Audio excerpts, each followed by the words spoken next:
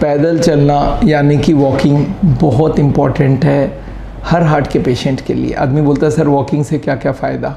Walking से सबसे बड़ा फ़ायदा होता है हार्ट की फ़िटनेस में इम्प्रूवमेंट होती है और 7 चीज़ें वॉकिंग के फ़ायदे होते हैं। वॉकिंग से ब्लड प्रेशर कंट्रोल होता है, शुगर कंट्रोल होता है, वॉकिंग से कोलेस्ट्रॉल कम होता है, ट्राइग्लिसराइड कम होती है, वॉकिंग से वेट कम होता है, वॉकिंग से स्ट्रेस कम होता है और वॉकिंग से गुड कोलेस्ट्रॉल बढ़ती है। तो ये 7 आइटम याद रखिएगा वॉकिंग के फ़ायदे हैं। लोग पूछते सर कितने मिनट वॉकिंग होना चाहिए? मिनिमम 35 मिनट्स पर डे होनी चाहिए।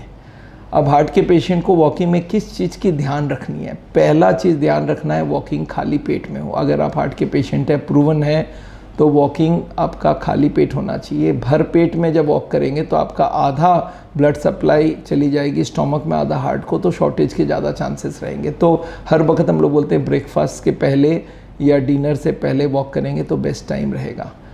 दूसरी चीज़ है, आदमी बोलता है सर 35 मिनट्स क्यों? 35 मिनट इसलिए कि इसके बिना वॉकिंग का रिजल्ट नहीं आता है, इतना मिनिमम करना पड़ेगा।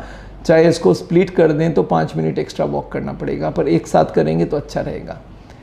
एक चीज़ आती है कि सर ये 35 मिनट जब वॉक करेंगे इसमें स्पीड कितना रहना चाहिए? देखिए स्पीड का बहुत सिंपल सी रूल है।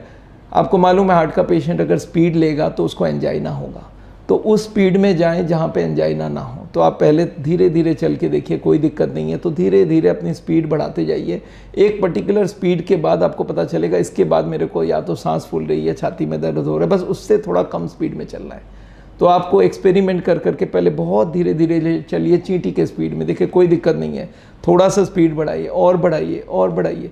जिस स्पीड में आप एकदम कंफर्टेबल वॉक कर रहे हो और आपको मालूम इससे ज़्यादा करूँगा तो तकलीफ होगी, वो है स्पीड। और एक चीज़ याद रखिएगा, कोई आदमी धीरे धीरे बढ़ाए। पहले दिन मान लेते हैं अगर वो नॉर्मल वॉक कर रहा है तो उसको 10 मिनट कर रहा है तो पहले 12 मिनट कर दें, 1-2 दिन बाद फिर 14 मिनट कर दें, फिर 16 मिनट कर दें। ऐसे करके धीरे धीरे टाइम को भी बढ़ा सकते हैं। स्पीड पहले फाइनल कर लीजिए, इससे ज़्यादा नहीं जाना है। अच्छा, एक और चीज़ पूछा जाता है सर अभी तो हॉस्पिटल से डिस्चार्ज हुआ, अभी तो हार्ट अटैक हुआ है, तो फिर वॉक कैसे करूँ? जब हॉस्पिटल से कोई पेशेंट डिस्चार्ज होके आता है एकदम ही बेड रेस्ट में, तो उनको हम बोलते हैं पहला दिन वॉकिंग आधा मिनट का करो, खाली पेट करो, घर के अंदर धीरे धीरे कर लो। देखिए आधा मिनट कर सकते हैं, एक दिन बाद उसको 1 मिनट कर दीजिए, फिर 1 मिनट क्या 1.5 मिनट कीजिए, फिर 2 मिनट कीजिए। मतलब धीरे धीरे टाइम को बढ़ाइए। स्पीड बढ़ाने की ज़रूरत नहीं है, स्पीड पीछे भी बढ़ सकता है। तो जो नॉर्मल हार्ट का पेशेंट है आराम से घूम फिर सकता है, उनको 35 मिनट्स वॉक करना है। जो बहुत सीरियस पेशेंट है उनको आधा मिनट से शुरू करवाइए, पर वॉकिंग इज़ अ मस्ट। और वॉकिंग के संग जो जो चीज़ हम लोग हार्ट के पेशेंट्स को बोलते हैं वो तो ध्यान रखना ही है। डाइट बिना ऑयल का होना चाहिए, नॉनवेज नहीं होनी चाहिए, ड्राई फ्रूट्स नहीं खाना है और दूध में से सारी मलाई निकल जानी है। और उसके संग योगा भी ज़रूरत है, तनाव कम होना भी ज़रूरत है, और ज़रूरत हो तो एलोपैथी की या और भी कोई दवाइयाँ ले, हमें कोई प्रॉब्लम नहीं है। बट सारे रिस्क फैक्टर्स को कंट्रोल रखेंगे तो आप आगे स्वस्थ रहेंगे।